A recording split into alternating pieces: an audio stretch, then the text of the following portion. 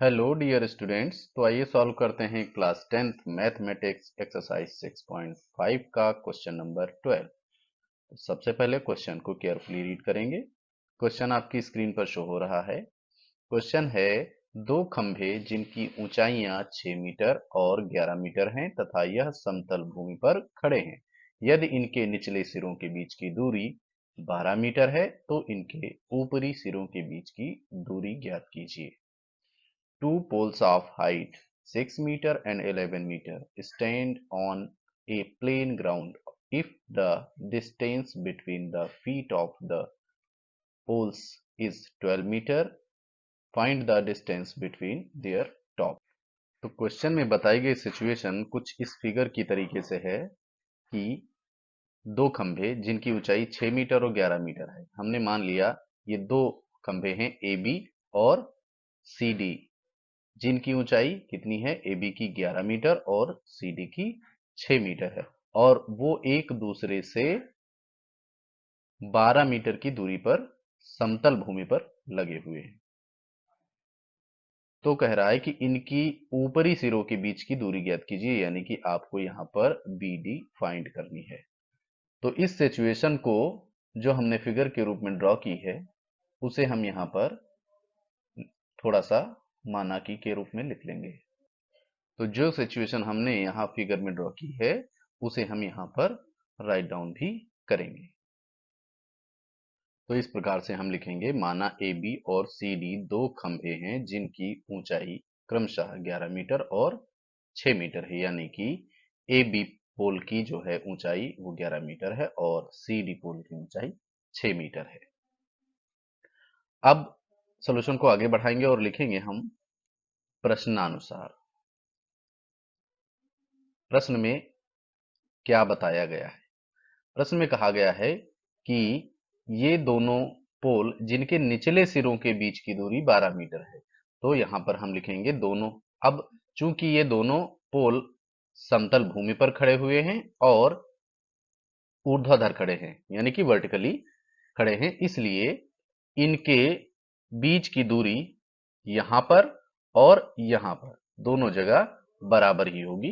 तो इसे हम इस प्रकार से लिखेंगे, दोनों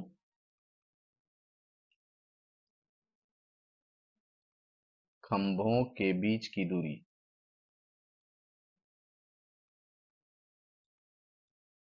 तो खंभों के बीच की दूरी हमने फिगर में जिस तरीके से ड्रॉ की है उसे हम मान रहे हैं ए सी।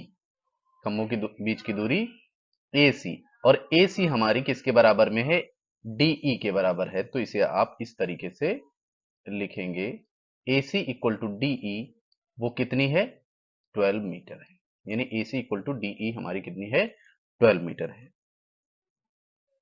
अब फिगर को ध्यान से देखें तो ये बी ई डी एक राइट एंगल ट्राइंगल बन चुका है और यहां पर अगर हमको बी डी फाइंड करनी है तो हमें उससे पहले बीई को फाइंड करना होगा। और बीई हम समझ पा रहे हैं कितनी होगी, क्योंकि ये एक पैरेलल लाइन है और इसलिए ये डीसी के बराबर ही हमारी एई भी होगी।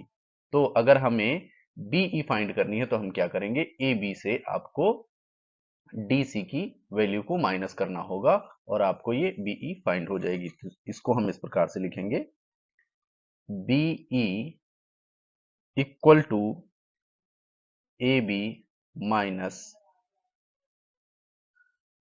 C D.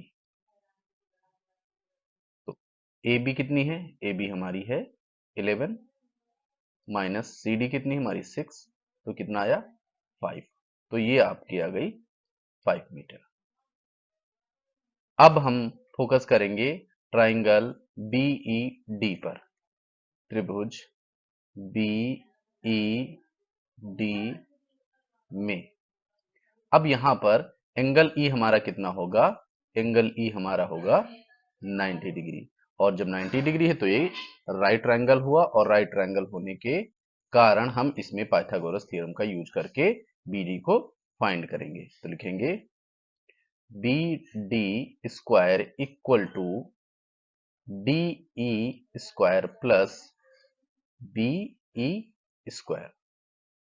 DE हमारी कितनी है, 12 मीटर है, इसका स्क्वायर हो जाएगा, प्लस BE हमारी कितनी है, ये हमने अभी फाइंड की है 5 मीटर, ये आ गई 5, इसका square, BD square equal to 12 का स्क्वायर करेंगे कितना आएगा 144, प्लस 5 का square 25, BD square equal to, इसको और इसको ऐड करेंगे तो कितना आएगा 169, BD equal to root 169, BD equal to, अब इसका स्क्वायर रूट निकालेंगे तो कितना प्राप्त होगा हमें 13 प्लस माइनस 13, क्योंकि दूरी हमारी ऋणात्मक नहीं हो सकती तो यहां पर केवल प्लस 13 ही एक्सेप्टेबल होगा। तो अब हम इसे फाइनल आंसर के रूप में लिख सकते हैं, यानी कि यहां पर हमारा ये जो BD आई वो कितनी आई 13 मीटर आई, और यही हमारा आंसर है। तो इसे हम फाइनल आंसर के रूप में इस प्रकार से लिख देंगे, इसलिए दोनों खंभों के ऊपरी सिरों के बीच की दूरी बराबर 13 मीटर, यही हमारा फाइनल आंसर हो जाएगा। आई होप आपको इस सोल्यूशन बहुत अच्छी तरीके से समझ में आया होगा। अगर आपको सोल्यूशन समझ में आया, वीडियो अच्छा लगा है तो प्लीज चैनल को सब्सक्राइब करें, वीडियो को लाइक करें और अपने दोस्तों के साथ शेयर करें। Thank you for watching. जय हिंद।